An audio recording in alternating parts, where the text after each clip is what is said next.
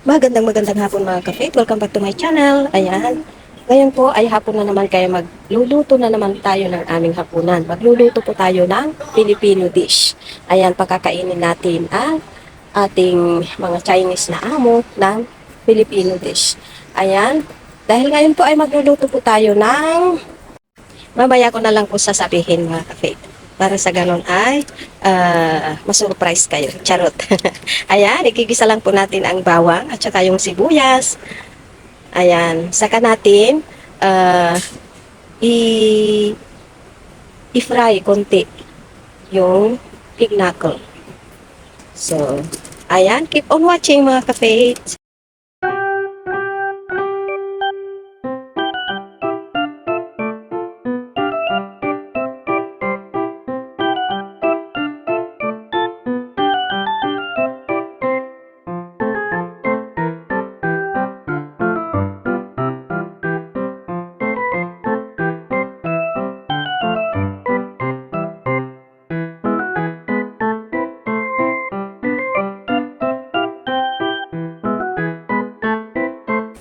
Na-blanch na po mga ka-faith ang ating pig knuckle. Kaya after nating maprito, lalagyan po natin siya ng tubig para sa ganun ay papalambutin po natin ito.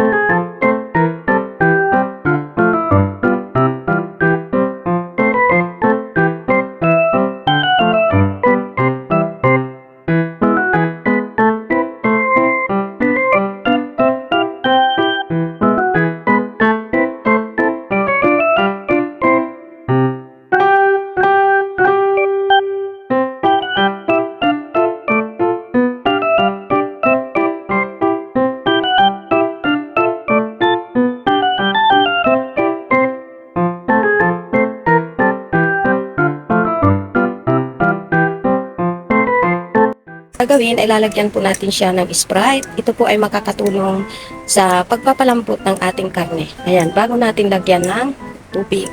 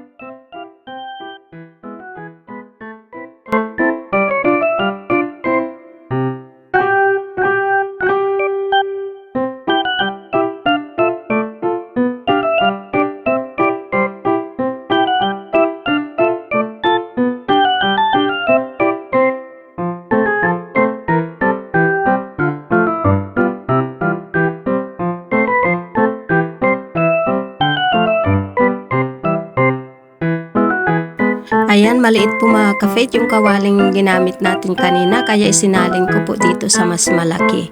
Ayan, nilagyan ko na rin po siya ng tubig, bay leaves, asin at saka paminta. At ngayon ay palalambutin natin ng palalambutin mga ka-faith. Para sa ganon ay mas masarap po ang ating lulutuing Big Knuckle Humba. Ayan mga kafit, masarap po ito. I-try nyo pong magluto. Napakasarap po.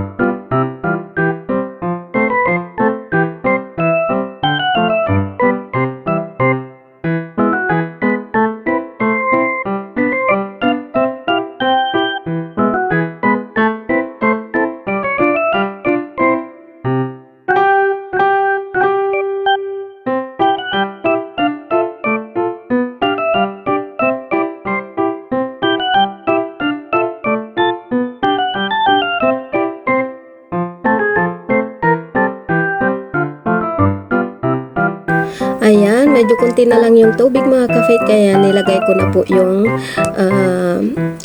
banana flour, ang tawag nila dyan. Pero parang hindi naman banana flour yan. Ewan ko lang kung ano yan. Basta banana flour ang tawag nila dyan.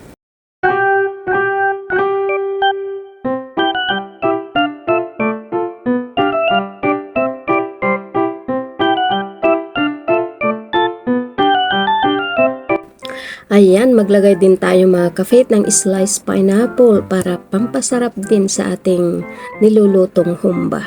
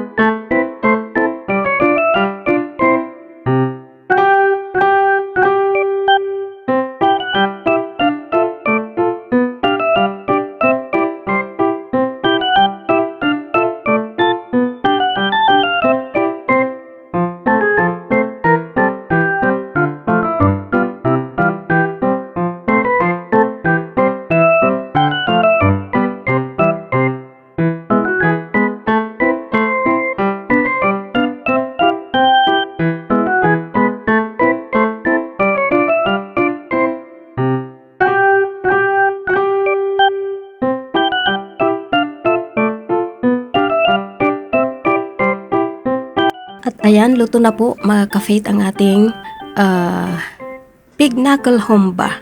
Napakalambot po yan. Ayan, maraming salamat po sa iyong panonood. Salamat at nakarating kayo sa dulo ng aking video. Naway hindi po kayo magsawang sumuporta sa aking channel. At huwag nating kalimutan manalangin at magpasalamat sa Diyos sa mga biyayang patuloy niyang ipinagkakaloob sa bawat isa sa atin. So hanggang dito na lang. Ingat po kayo lagi. I love you all and God bless. Babu!